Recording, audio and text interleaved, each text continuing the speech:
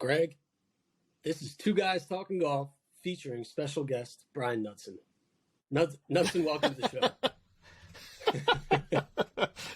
Thank you. I'm honored that you two gentlemen would even have me on this show. So I'm actually I guess pretty it should honored. be two guys from the tour talking golf with the club junkie. Yeah, exactly. Yeah, pretty much. A little collab. I'm about to say, if I get replaced, I'm not that mad if it's Greg. I No, can you're handle not that. getting Like that's replaced. not a bad replacement. So me and Greg were out at Pebble Beach this week. Greg filled it up with celebrity what's in the bag, pros what's in the bags. So many photos, Greg. You killed it this week. Crushed. Absolutely crushed. Well, the video that you did with Josh, though, you got to admit, and then the AP 1960 Wilson irons, pretty sweet on that too. Yeah, we both had stuff. And then, like I told you, yeah, the follow-up going across the street to that visitor center that I'd never been in. That was our bathroom. Over the media center bathroom was across the street in the visitor center, and it was like, wow, never even knew that was there. That was a bonus find. You did a good job there too. Thank you. How long has that been there? Is that new? No, I don't think so. I think that's been there like for years. I just never paid attention to it before. Yeah, so inside the visitor center, which is across the street from the clubhouse, they basically have a museum in there. It's like a Pebble Beach museum. They have U.S. Open trophies, U.S. AM trophies, women's AM trophies, all sorts of information about the club, how it started. They have like original designs of the course. It's really cool for anyone that's visiting Pebble Beach or ever in the area. I definitely give that a stop in if you're a history buff. I'd recommend it. Yeah, absolutely. Yeah, and they have a little mini shop in there that you can buy logo items, shirts, sweaters, sweatshirts, caps, towels, probably golf balls too. So, yeah, if somebody was just going to do 17-mile drive real quick, 17-mile drive goes right by that, pull in the parking lot, boom, they could be in and out of there and not have to deal with all the other stuff at Pebble Beach Lodge and Pro Shop. So, all right, we got about 30 topics to get to. So I guess we'll start reeling them You off. have 30 topics. Well, first of all, who was like a celebrity that you've never met? You kind of met them for the first time this week, took a look in their bag, and what stands out from the celebrity world for you? I think you might have done Michael Pena before, but it was my first time actually meeting him and talking with him. Mm-hmm. I usually do Charles Kelly because I've known Charles from Nashville for a while, and you got him. But Michael Pena is a golf nerd. I mean, he's grinding out there. He's got the different drivers, different putters.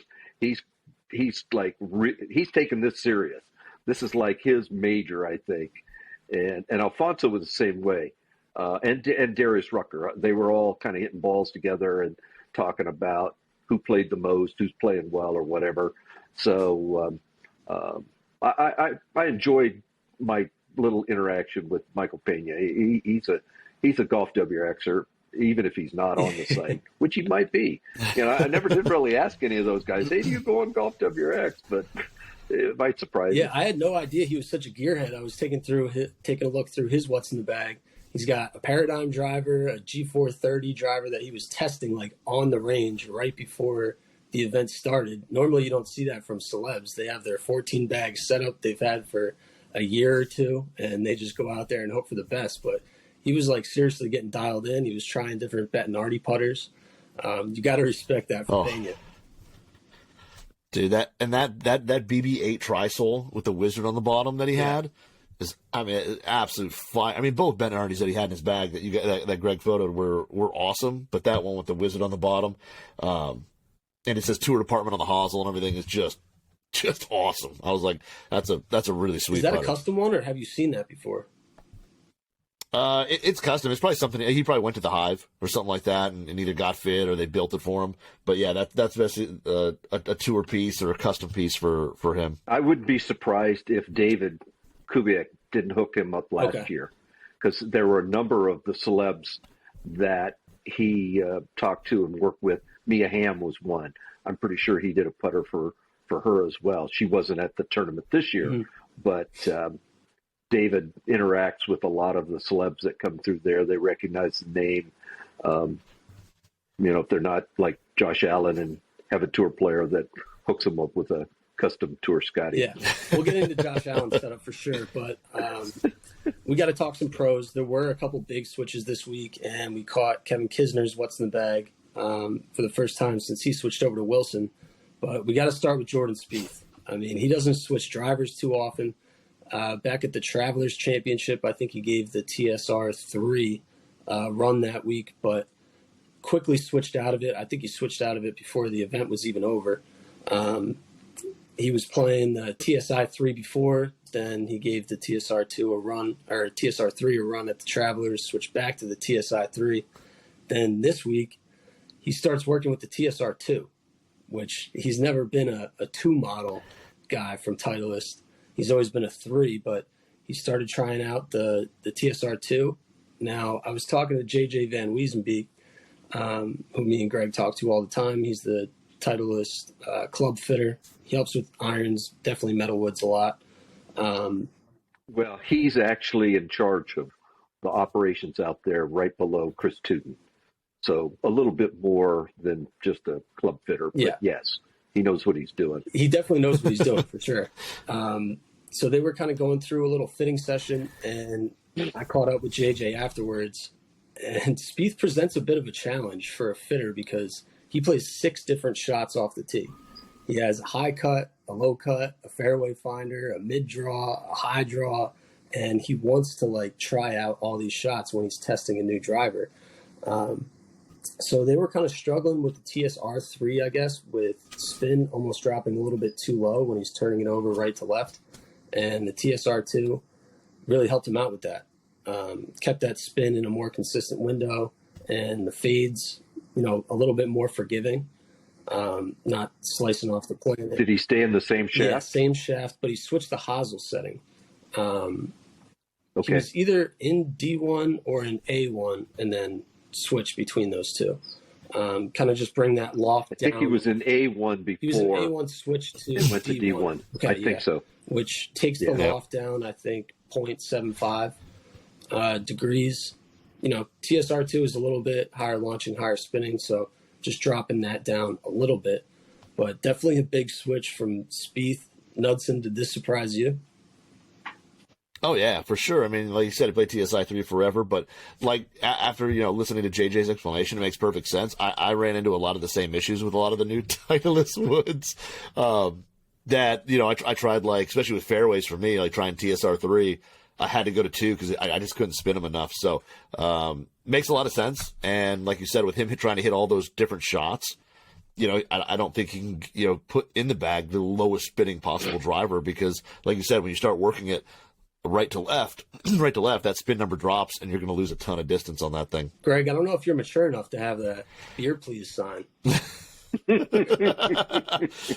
Somebody just get the man a beer. That was a big equipment scoop, but the person leading the tournament made a change that we didn't spot. One of the GolfWRXers spotted it, made a post on one of the threads asking if anybody else had noticed that it looked like he had switched to Justin Rose had switched to Cobra irons. So I reached out to James Posey and Ben Showman. They kind of gave me a quick blurb on what he's in as far as irons and shafts, leading the tournament. That's a big move right there. I mean, he's been changing, though, every week. That's what makes it tough with him. So I think it was after you left on Wednesday. I saw him working with Showman at the far end of the range, and they were trying a bunch of different stuff. I think he was trying the driver out, and he had all sorts of irons standing up against his bag. So I assumed he was looking at Cobra. I didn't think he was going to switch, though. He's been a little bit frustrating for me and Greg. he had what, Yeah. like 7 different drivers in the bag at a Tory early in the week. He's Torrey, just been bouncing around yeah. with irons, drivers. I mean, he's kind of been going through it with the testing. So I don't know if he's settled into this setup. Well, at this and point, we could shoot his bag on a Tuesday, and he could tee it up with a different set on Thursday. completely different That's what makes bag it tough. except for the putter. Yeah, he's locked in with the putter, but he's just been changing week to week to week to week. Right now, we're recording this on a Sunday. The tournament's not over. He's up by 2. He's 15 under on the week. Conditions are not easy out there. It's windy and cold. Definitely you could see from the TV coverage, and me and Greg were out there. I mean, I was freezing my butt off. It's cold out there. But he seems to be happy with his well, and they also made a comment that they haven't mowed the greens at Pebble for 3 days. So you got to now. Hopefully they're rolling them because, man, those footprints in the Poe would be just brutal. Did you see what he's playing, Knudsen? Did you take a look? What do you think about that little mix bag setup? Yeah, I mean the Cobra irons. I mean, let's be honest, they've been super underrated for the past couple of years. I know the MB when it came out this year, the MB and the CB, our forum members were just nuts about. I mean, everybody was super excited to see those things and see them in person and all that. I agree. I think they look awesome. I got to hold them in my hand down at the PGA show. They had a rack of them and all that, and they look awesome. Like I said, Cobras make some great forgings, and I think I talked to Jose Miraflor down there about them, and he's like super excited with what they've done with those things. They're super soft, they look great. So I think honestly, like I wouldn't be shy to see more free agent pros put some Cobra stuff in the bag. These years, because brand new blade, brand new CB, brand new kind of speed players distance iron, and all the woods. I wouldn't be shocked to see a few more guys switch over to some Cobra stuff before the end of the year's out, or before the year's out. There have been some Cobra drivers popping up, if not in the bag, alongside the bag that guys are hitting on the range. The Aerojet looks legit. Yeah, it does. Sharp looking driver. I haven't hit it yet still, which I'd love to. But Greg, you also got a big what's in the bag this week. Everyone's kind of been waiting to see what Kevin Kisner does through the bag. Obviously signed with Wilson, officially got the staff bag. You got all the in-hand photos. Were you expecting more Wilson clubs in this Wilson staff bag? No, not necessarily. I know some of the guys were commenting on the site that Wilson had posted that the expectation was he'd have the driver in the bag. You know how finicky he is with the driver. I know. Because we've seen it with the 6 or 8 year old Callaway that in and out, but in more than out. It was funny because while I was doing the bag, Charles Kelly was his AM. They're both Georgia guys. And so Kiz was watching Charles hit drivers. And you know what we saw in the morning. And he hit one, and it only faded maybe 5 yards. And he acted frustrated. And I said, that's a lot better than it was this morning. And Kiz goes, Greg, slow down. That's my partner. But Charles was struggling a little bit. He was hitting the 40-yard cut. Yeah, he had the 18-yard hook. He had the rights and lefts going. Yeah, well, the spin numbers on the right to left were really low. Yikes. But anyway, no, I was not necessarily. I wouldn't be surprised to see him make a putter change.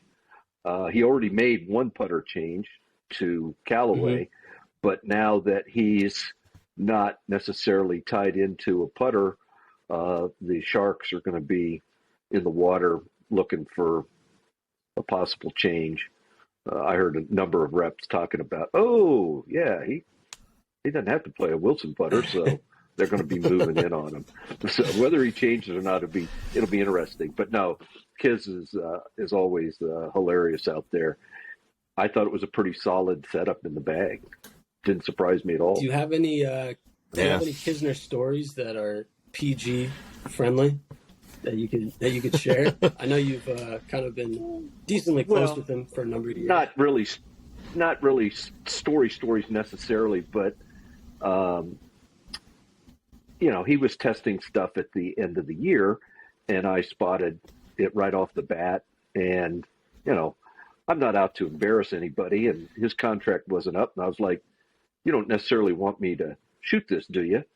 And he looked at me and he goes, oh, I forgot. Yeah, we'll wait. I said, as long as I get first shot at it. And he was true to his word. That was really the first opportunity, Yeah. but he didn't let anybody else have the what's in the bag. So he's always been a good, solid friend to me and GolfWRX. And I think it works both ways. We always try and take care of those guys out there. And, when they're testing stuff that they don't want anybody to know, we could be like some of the other sites that don't care and they burn it. Mm-hmm. But that's why we get better access than all of them is we know at some point they're going to go, all right, I'm ready to make a change and you get to shoot it. So you always do right by the player. Yeah. You're a good guy, Greg. Knudson, did you take a look at Kisner's bag? Nuds, what do you think? What do you think of the drivers? Definitely interesting. I mean, the new stuff in there. Yeah, I mean the new stuff. I'll tell you what's super underrated from Wilson, and it's funny because we go from Cobra being underrated to Wilson. Those utility irons from Wilson are like really good. Like they look awesome. Like the shaping on them and everything. If you haven't seen one of these Wilson utility irons, go pick one up if you have a shop that has them, because you'll be shocked at how good they look. But the interesting thing, it was kind of TSR3. I feel like, it's such a different driver than what that old 2016 Great Big Bertha was. Like the G430, I'm not shocked. I feel like that's kind of that same driver, kind of high MOI, not the craziest low spin, all that. But to see the TSR3 in there was a little interesting. I feel like if you were to say he was going to put a Titleist driver in there, I probably would have picked 2 for him. Mm-hmm. A little more forgiving. From what I've heard, he kind of missed, like he loved that Big Bertha because misses on the toe. He could predict them and they knew where they went and all that stuff. I would have thought maybe the 2 would have been more his alley. But no, I mean, a good bag. And I don't, like Greg said, there was a bunch of people in the forum kind of, he doesn't have the driver. He doesn't have all the wedges. He doesn't have all that.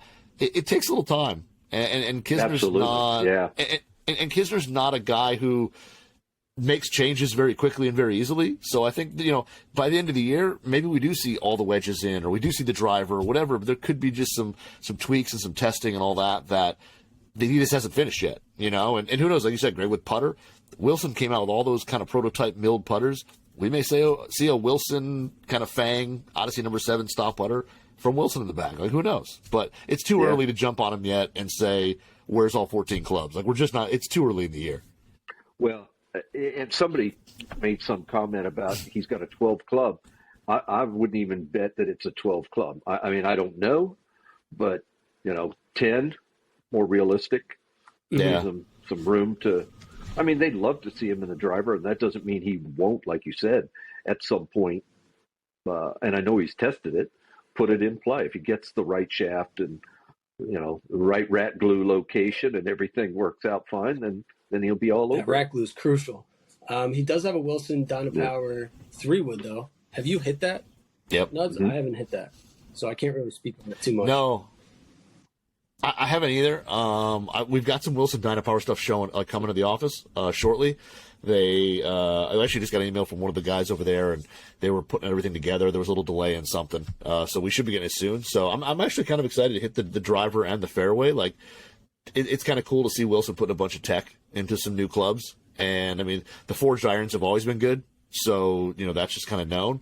It'll be interesting to see what these kind of fairway woods and driver are like, since it's kind of a totally new Wilson seeing there at the top of the bag. So I haven't yet, but I will before spring hits. I will have them out on out of the range. I'm holding you to it.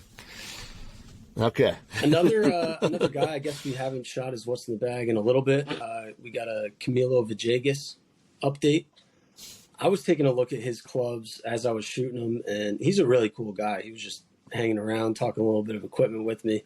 But I was going through, I saw 11-degree driver. He's got the 36-degree 7-iron, 49-degree pitching wedge, and the new Srixon ZX7, the MK2, the new ones. But he's still got a bunch of lead tape. But he writes his lofts in marker inside the back cavity, so you can see the lofts of all his irons. He just plays very weak lofts through the bag. He's got the 36-degree 7-iron, and I think the ZK2, I was looking up the specs. The stock spec is 32 degrees. So that's 4 degrees weak on the 7-iron. Oof. What do you think about that, Nuts? I mean, that affects things like the bounce, the offset, how something sets up, how it plays through the turf. You got a little weak bending tutorial for us and how that affects everything like that? Yeah, I mean, anything you bend weak, I mean, like you said, you're going to affect, I mean, bounce is 1-to-1. So whatever the bounce number is on that 7-iron, bending it weak 4 degrees is going to add 4 degrees of bounce. Now, it's going to be a little different because that tri-sole is going to set up a little different. When I kind of saw that, the first thing I looked at was the sole. Like, did they grind off some bounce? Did they modify it in any way? It doesn't look like they did. It looks pretty stock. But it's going to add a bounce. And the other big thing, it's going to remove offset. And the ZX7s don't have a ton of offset as they are. But to see them remove even a little more, they do look really good from a dress with like 0 offset. But like you said, kind of interesting that he goes that weak. And it could just be too for, either gapping or launch conditions. If he's a guy who doesn't hit it super, if he doesn't hit it super high, hits kind of flat, he may weaken that anyway just to get a little more flight, a little more spin, which either of those irons for a little more stopping power on the green. The other really interesting thing is looking at his driver. He's probably one of the few guys on tour to play stiff flex shafts. He doesn't have an X-Flex driver. It's a 6.0. I want to say that. But how much do they tip it? That and true, we don't shaft know. to shaft, if you're getting one that's tip stiff, could play a little different. True. I thought True. How many hybrids did he have in the bag? That was the key. Yeah, he had at least a couple Didn't he have 4? He used to have like 4 hybrids he had at in the least bag. 2. And his fairway woods and hybrids, they're all loaded with lead tape. I don't know exactly why he does that, whether it's something with the shaft or he just likes to hit a certain swing weight. Obviously, he delivers. I wonder if he plays his club short. What did you say? Yeah, good. I wonder if he plays those a little short. With that much lead tape down there, I would assume that they're a little bit short. But a very unique setup. We should check with Rob Waters from Trixon and find out if he's playing stuff short. Will do. Well, that Andy's playing counterbalance shafts in all, like the Hazardous Yellow. That was like the original Project X Hazardous when that first came out, and that's the yellow version, which is the counterbalance one. So I don't remember exactly how many. It's like 2 swing weight points lighter, I think, than the black was, if I remember correctly. From black to yellow, they were about 2 swing weight points different. So that could be also part of it. If he's playing it short and it's a counterbalance shaft, he may have to add a good amount of tape. The one club that just jumps out at me though is if you look at the 5 wood, and look at the face.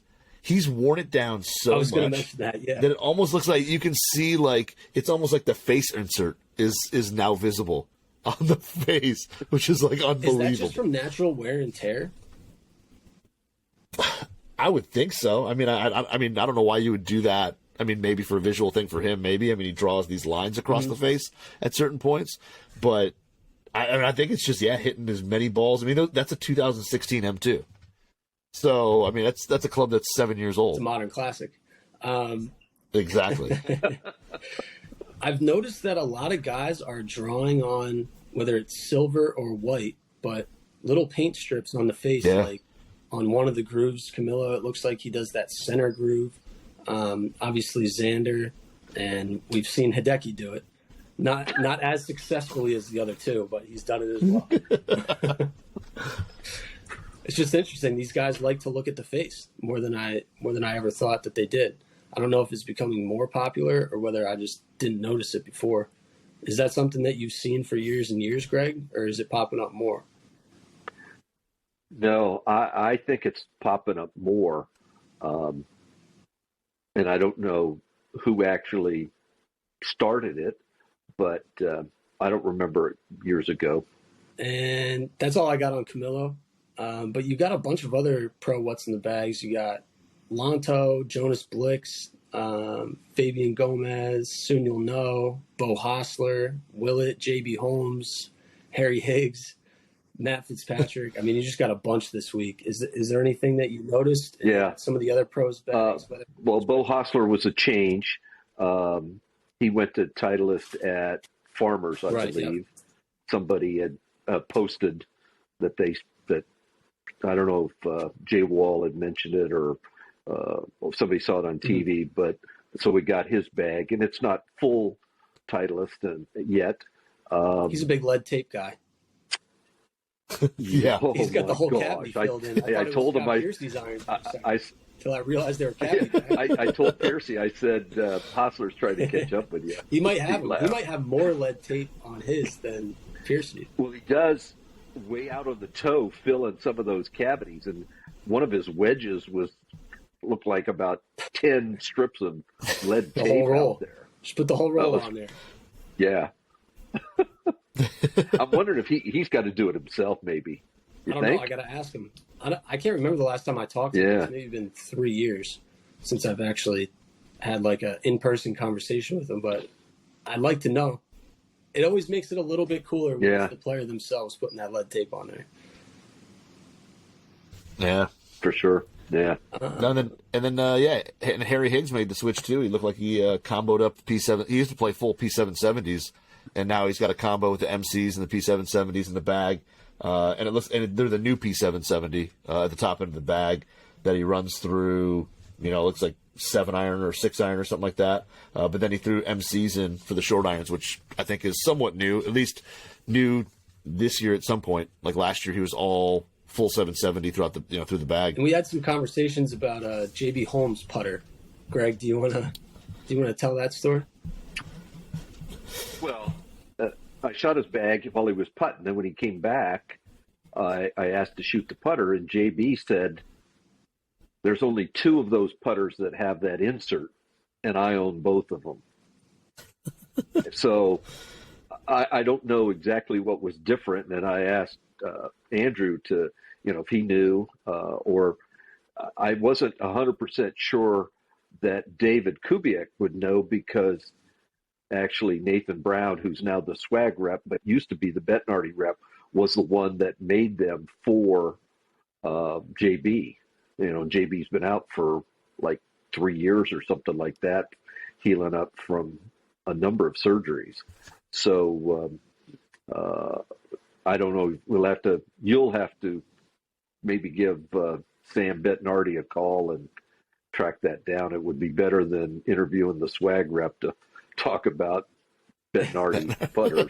Yeah, I don't think you're supposed to quote someone that was previously with the company that is no longer with them. I don't know if that's in good taste. That's true. Right there. No, I don't think so. He said that face, there's only 2 putters with that face, and he owns them both. Because, just the photo, it looks like the standard roll control that they've made for the past couple of years now. I think they introduced it in 2020 or 21. I think he had it. He just looks like a roll control that face. Technology ever came out and hit the market. Oh, I think they started testing. And maybe that's what he means. Yeah. Yeah, maybe it's a prototype. Because before that one, there was a fit face that was kind of similar. I think it had a little different milling to it. Not a whole lot, but it was a vertical line like that, or a horizontal line like that. But yeah, from just the photo, it just looks like roll control they've been making for the past few years. But yeah, if it's before that, it'll be interesting. I wonder if it's different angles or something like that that they've milled into that face. All right, are we done with the pros? Yeah, because I think so. Right. Yeah, I think we have some fun with the celebs, because I think a lot of these people, this was your first time meeting them, right, Greg? There were some new celebrities out there, and I think typically you've stayed with the pros rather than the celebrities, but I don't know. Kind of give me your background there. The last couple of years, I've tried to get 5 or 6. I got to go in, and I don't even remember all of them that I got. Kira Dixon, who's a reporter for the Golf Channel. I've known Kira just because of seeing her in the media center and saying hi or whatever. But, and Miss America 2015 as well, she was, right? Yeah. Yes. Well, and I knew that, but now she's a reporter for the Golf Channel. Would be absolutely, and I knew she played a little. I think that might have been her first AT&T. I don't know that for a fact, but she had an interesting bag, and she had a mix of covers on her bag. She had a Cypress Point putter cover. It looked like she had hit her clubs, even those guys were commenting about, the retail stickers were still left on the club Yeah. tabs or something like that. But you see that with all the amateurs. They don't even think anything about, you would think their club pro or somebody in the bag room would go, hey, you need to peel those off. That looks like, real, rookie move. But, and if I'd have been paying attention, I'd have told Kira, but she wouldn't have cared. She didn't care. But she, looks like she plays a little bit, plays some other golf courses. You did Amanda, and she kind of got, she only was playing in the celebrity part at the Hay. But all of her clubs look brand new. Yeah, brand new. There were a lot of comments on that. Her Metalwoods, actually, she has all like the new Paradigm stuff. So I peel off the driver head cover, and it's still in the plastic wrapping. I was gonna ask you how you like it, and if you've tested it yet, but never mind. Apparently, you haven't hit it. And she was like, "Yeah, we were just over playing the par 3, the Hay course, because she played at the Hay, and then she did the hole-in-one challenge. Obviously, no need to hit driver over there, so she just hadn't had the need to hit it. But yeah, Callaway sent it to her right before she showed up at the event. And what was also funny is that she had no wedges in the bag. And I was like, you don't play with wedges? She's like, I am so mad at my husband. He forgot I guess she switched over golf bags or something, but he forgot to put the wedges in there. So that wasn't her usual setup. I think it's normally 14 clubs, and I'm sure she had some older Callaway drivers, 3-woods in there before. But I thought that was pretty funny. That was the first time I'd ever had to rip off plastic wrapping on. And she does have a close association with Callaway before she was with CBS, and still I think does some media work with Callaway, and that's fine. I mean, it's not like she's hiding it, and a lot of the amateurs have associations with various manufacturers. 2 new celebs for me would be Schoolboy Q.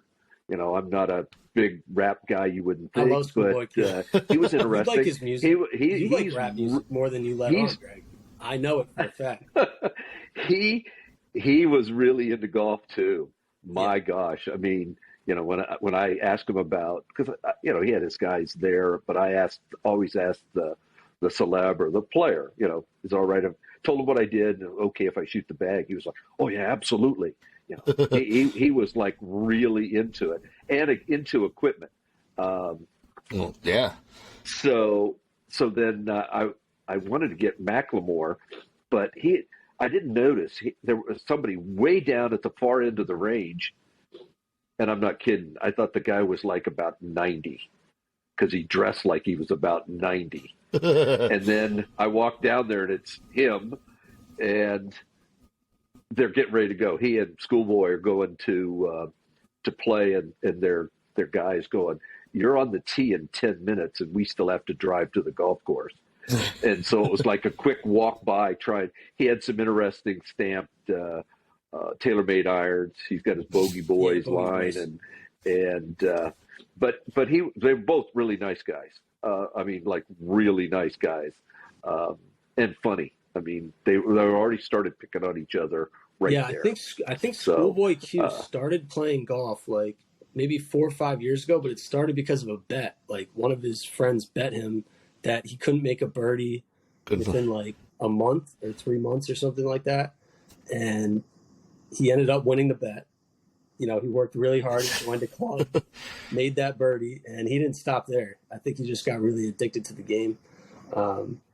I've heard him talk about it before. He loves golf, and I think, he's a proponent of more youth playing golf rather than, causing a ruckus out in the streets. Golf can be a bit more positive. Sure. And Macklemore, he's been playing in this for a couple of different years, and he's definitely a thrift store shopper. He's got the grandpa style, no doubt. Which is not true because he has a line of clothes. He's probably wearing his line of clothes that looks like thrift store. Well, he gets the original from the thrift store, then he slaps his logo on them.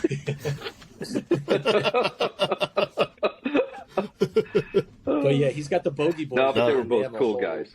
Fashion brand. They got hats, jackets, cardigans, I guess I should say. Pants, Yeah. socks, head covers, all sorts of stuff. So check that out if you're into Mac. We used to call cardigans they were just pullovers with buttons on them, or then they were we called them slow breathers. That's bad, but we did. Did you look at the Macklemore irons, Knudsen? It looked like they had a little different finish on there. So it was the copper finish when they did the 790s in copper. Was it a year ago, maybe two? They did a limited run P790s in a brush or antique copper finish, kind of like the high toes and the high toe threes now, wedges. And yeah, then they laser etched in like you said, his Bogey Boys logo. Really interesting though, Kira Dixon, tour issue driver. She's got a Paradigm. The standard one has the sliding weight in the back. She's got the tour issue one with the also screw-in weight near the front, which is supposed to be lower spin. And then Schoolboy Q must bring some heat because he's playing in the driver. He's playing a Rogue ST triple diamond LS head in, in 9 degree set -1, I think. Is it -1? No, it's +1. But either way, a 9 degree head with a Fujikura TR Black 7X, which I have the 6X on the wall, and my 105, 104 club head speed, that thing is just, I can't even flex it. It's just rebar. And he's playing a 7X. He's bringing some heat. I don't think because that's a big boy shaft. Hard. I've seen him play before, and I think he just hits up on it a lot, and he hits it really high. Is that right, Greg? No. He does. I've watched him hit a couple drivers. He tees it up high, then and it seems to hit it high. I think he plays pretty well, though. Yeah, but I he's think like a single-digit handicap. Right? It looked like it. Yeah. I think so. He's got a nice move. Yeah, that TR Black is no joke. That TR Black is no joke. And then at 7X, that's really no joke. Yeah, I don't think he swings at 120. Well, and then he's more of a 105 type guy. He's got a smooth swing. Yeah, he's not. But then you got Darius Rucker as a PXG guy, and he had the Gen 6, which I messaged you guys and said, "Is that the Gen 6?" And then I looked at it closer, and it says right on the neck, look Gen at your own 6. photo. I was like, "Well, I guess it is." Is that our first look at the Gen 6? I haven't seen that before. It's not going to the USGA list. But I may have taken somebody had it at PNC, I think. And I didn't notice it there either. I'd have to go back and look. But somebody in the forums picked up on it, I think. Yeah, and it might have hit the USGA conforming list for a hot second. I couldn't find it when I went back on, but I saw it on Instagram. Somebody posted something of it off the USGA list. So I don't know if it got submitted early or whatever, but I think it jumped on there for a hot minute too. Well, I hope he's not playing an illegal driver and we're snitching on him right now. Sorry, Darius. No, it was on. Oops. Oh, there now. And then he was talking with Christian Pena, Joel, who runs the tour for PXG, about the new PXG golf ball, and kind of waiting for opportunity to put that in play. So that may be coming out soon. Joel didn't say when, said they were waiting for him too. So it'll be interesting to see that. And then you had Alfonso, big ping Carlton. guy. I mean, huge. Yeah, loves ping.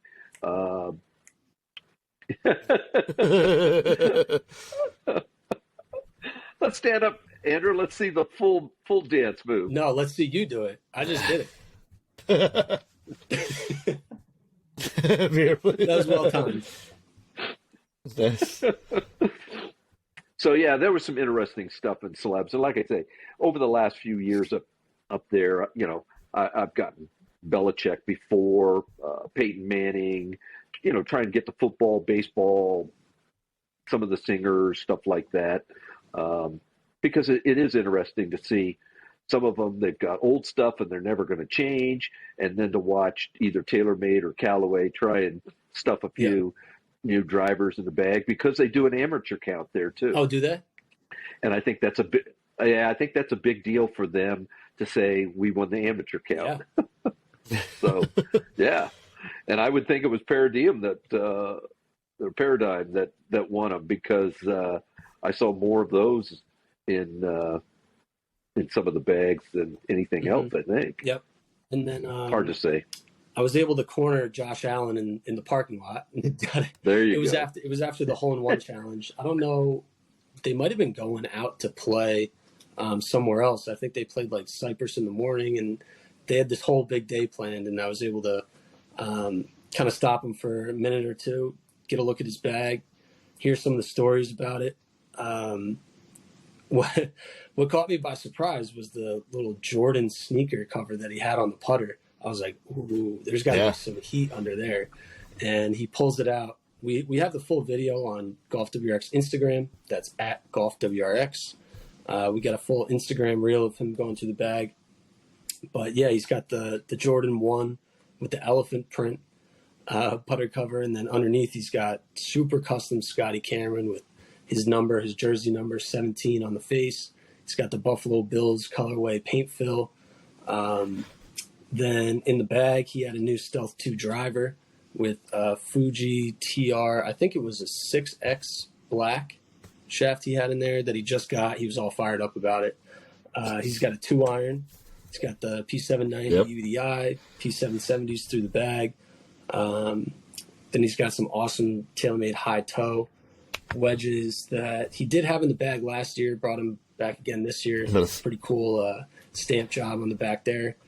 What else did he have in there? What am I missing?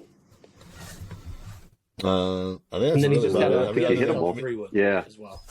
But it was great catching up with him. Yeah. He's a big boy. He's a big dude, but you know, he's a really nice guy. He stopped, gave me the time. They were in a little bit of a rush, but he was all good. That was the second Jordan putter cover I've ever seen. Yeah, you don't see too many. Oh, the shoe? I think it's so cool that I think Pat Perez is the one that had the other one. Pat Perez. Has Harold Varner done it? Maybe there is a. I feel like there was someone else. He I could. feel like there was one more guy. Yeah, do it might be 2. Yeah. But yeah, it was a pleasure taking a look at his bag, and he's got a really nice move. He's powerful swing. It looks like a pretty simple move, from what I've seen. Yeah, PGA Tour did a video of the swings of a certain number of celebs, Aaron Rodgers, him, and a few other guys, and you could tell he can bomb it. I'm sure. I'm not getting into a long drive contest with him. He was towering over me. He seemed like he was 6'10" and jacked. You could definitely see over an NFL football. I mean, yeah, I was a little bit shocked on his bag to see like the older high toes, and you know, I'm not necessarily that shocked about the old P770s because I mean the new ones just came out, but I was a little shocked to see the older high toes. I would have thought he would have maybe switched into something, but for him the season just ended. So he's just starting his golf game. So those things probably still have some life left in the grooves. But yeah, the shoe thing has been pretty interesting. I've seen it honestly more amateur bags because people will go on like eBay or whatever and buy a pair of toddler shoes or whatever they are and use it as a putter cover. Like it's been around a little while. So I've seen it actually in a handful of amateur bags around here, just getting paired up with people and stuff like that. It's pretty cool. What people do is when they have a 2-year-old or a 3-year-old, they buy the shoes for like a present. They grow out of them within 2 months, and then they got 2 pretty much. It's like a dual gift. It's really for yourself, but momentarily it's for the kid. Interestingly enough, FootJoy makes baby FootJoy in pink and in blue for boy or girl kids. Yeah, very smart. Because I know that they give them out to the tour players who wear FootJoy shoes when they have a newborn as a congratulations type gift.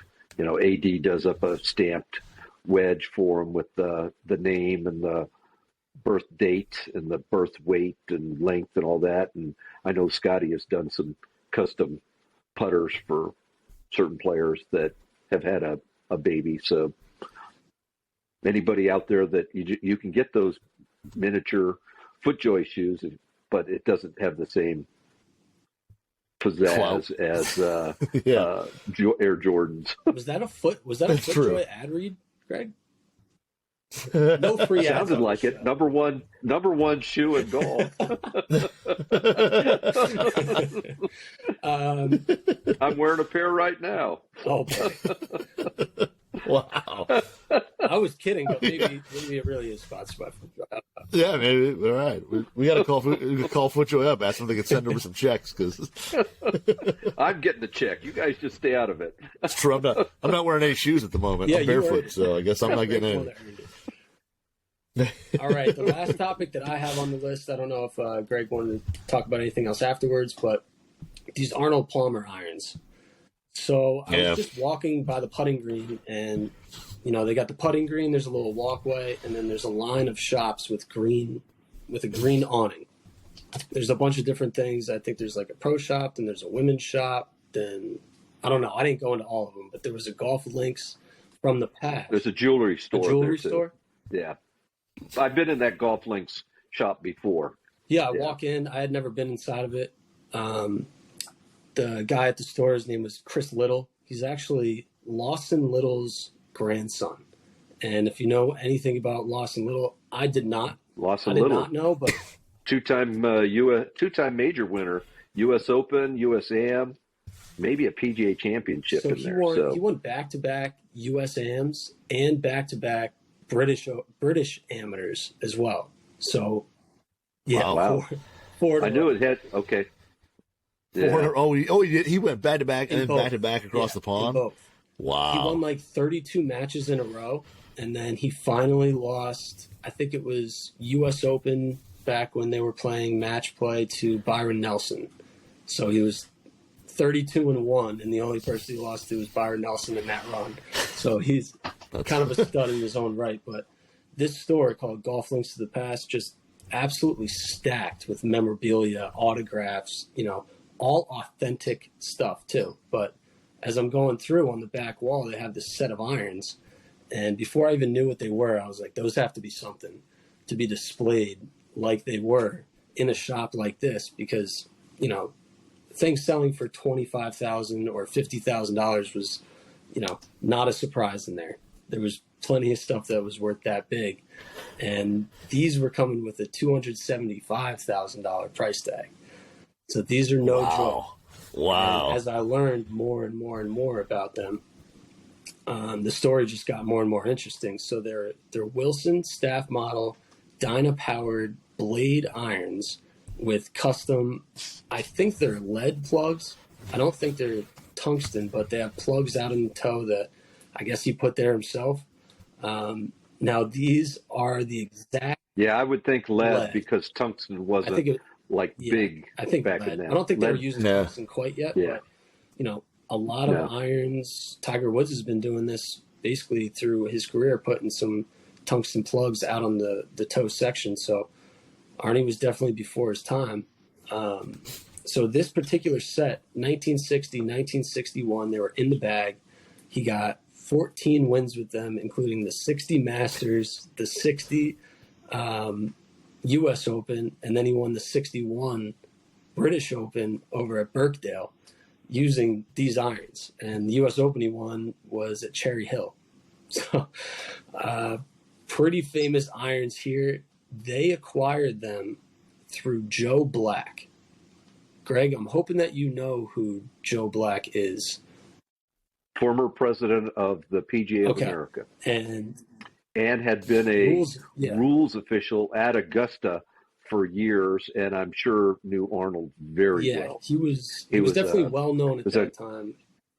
Big in Texas. I can't remember the club that he was at, but Was it Dallas president of National, PGA of America. For some reason I have that course in my head. No, Dallas National's not that old, I don't think. It might have been Dallas Country Club. Okay. Yeah, it could have been Dallas Country Club. But either way, they kind of played a lot of golf together, and they had a relationship. I guess Joe Black hung out with like Gary Player, Arnold Palmer, obviously, and they would fly on jets together and, do the whole thing. They were obviously pretty good friends. But so Arnold Palmer borrows a driver from Joe Black, and he didn't really want him to borrow this driver, but Arnie wants it. he wants to use it in an event, and he ended up driving it great. So Arnie kind of stole this driver from Joe Black, his buddy Joe Black. It was like a Wilson prototype at the time. So Arnie keeps it after playing in the event with it, and he starts doing his tinkering thing. And I guess he rasps off like the toe section of this driver, and eventually he stopped liking the driver, and he goes to give it back to Joe Black, and Joe's like, "You just ruined my driver. I don't want this back, and also now you owe me."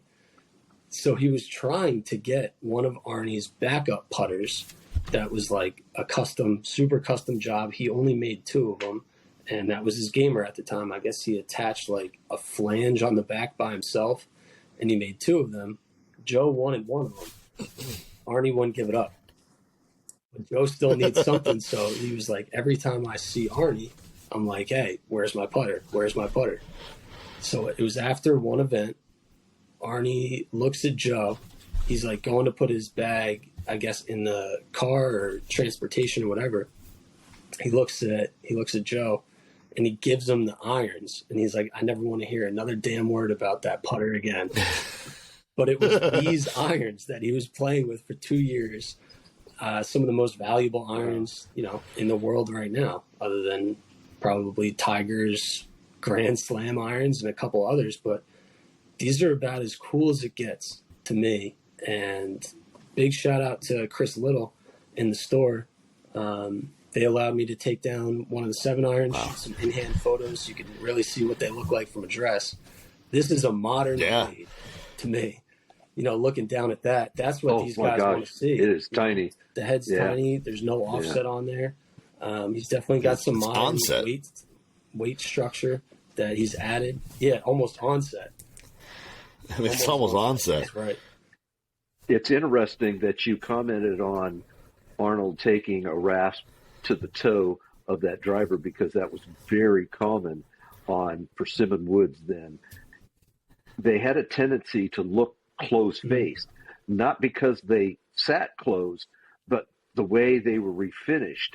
So a lot of times players would notch out the toe just a little bit to make it look almost like it was sitting open, as opposed, Arnold played a big hook, so he didn't want something sitting down there looking closed, even though it wasn't closed. He would rather have it looking open and letting it, swing shut. So that was not surprising that he did that. Yeah, I guess for the last... And not surprising that Joe Black didn't want it back.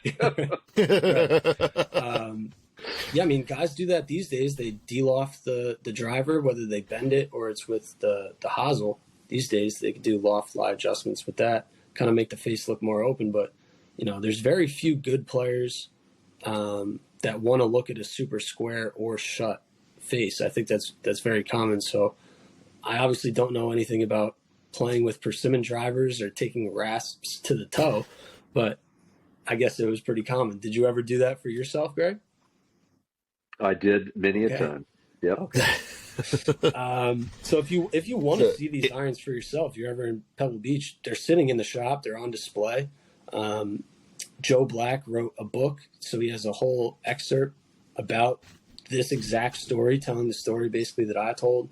Arnold autographed it, to verify that they're real. They're sitting up on the wall. They're probably not going to let you take down the club like I did. Show up with your Amex Black card, and they exactly are yours. $275,000 are yours. That's a lot of coin. You roll it. You roll in there with $250 cash. They'll take it. That's true. They also had, had something really cool. They had a entire encyclopedia of everyone that's ever played or been involved with the Ryder Cup. And I think they were selling it for like $150,000, but it's autographed everyone that's ever played in the Ryder Cup. I thought that was one of the coolest things I'd seen. That wow, autographed by everyone that's ever played. It was almost like a sign-in book, I guess. I wasn't able to open the pages or anything, but I would assume maybe they have little notes in there from each person. Maybe something that happened that week.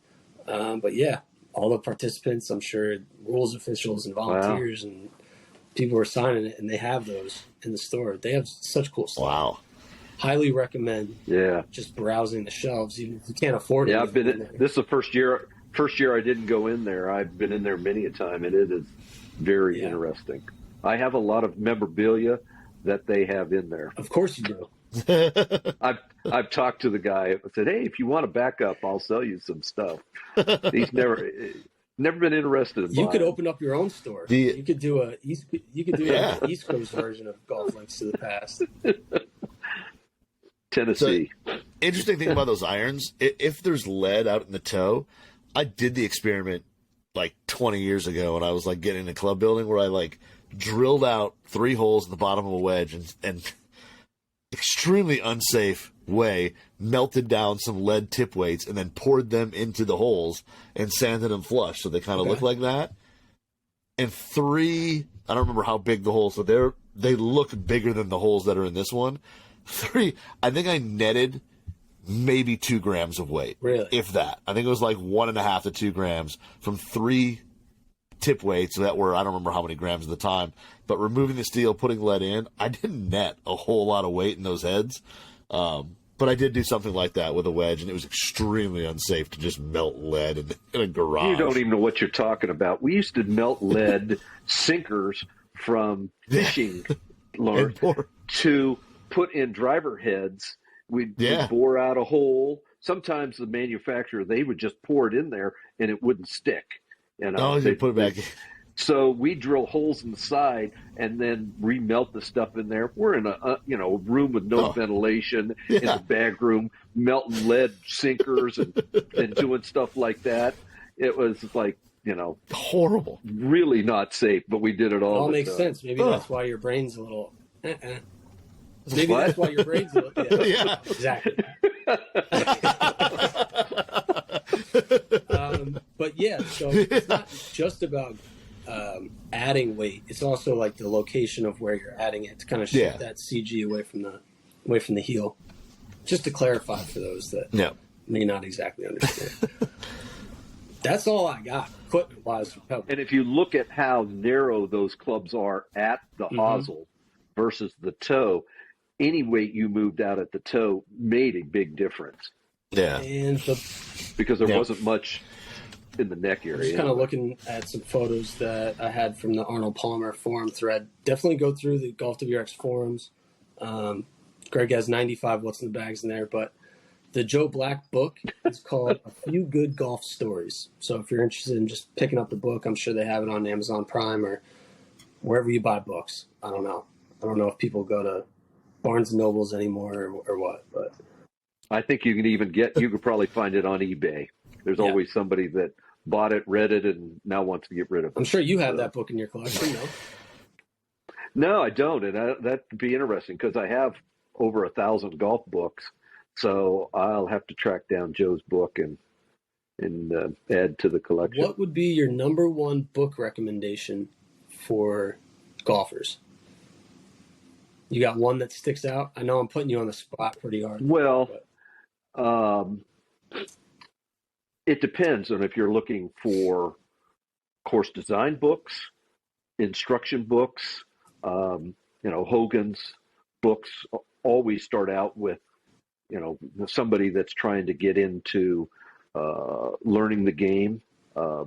Nicholas's book, Golf Byway, those were, important books for a lot of people starting out, probably for a lot of instructors who now are working with tour players. The tour players have no idea where those ideas have come from. So it just would depend on what you're interested in. I mean, I started out more instruction and then moved to golf story type books, and then have gotten really big into golf course design, as well as books on historic golf courses where they do the 25th, the 50th, the 75th, or 100th anniversary of courses that have hosted majors and whatnot. So it's kind of progressed, and now I see something. When I went down to Australia for the Australian Open and World Cup, I bought books at Royal Melbourne, Royal Sydney, and stuff like that I hadn't been able to find or see anywhere else. And then, I'm bringing back like 50 pounds of books in a suitcase. I had to buy an extra suitcase to put all the books in and keep it under the airline weight. I'm not kidding you, I did. Same thing, I just bought a bunch of books when we were on our trip this past year. I probably brought 5 or 6 different books. I bought one at that castle we went to.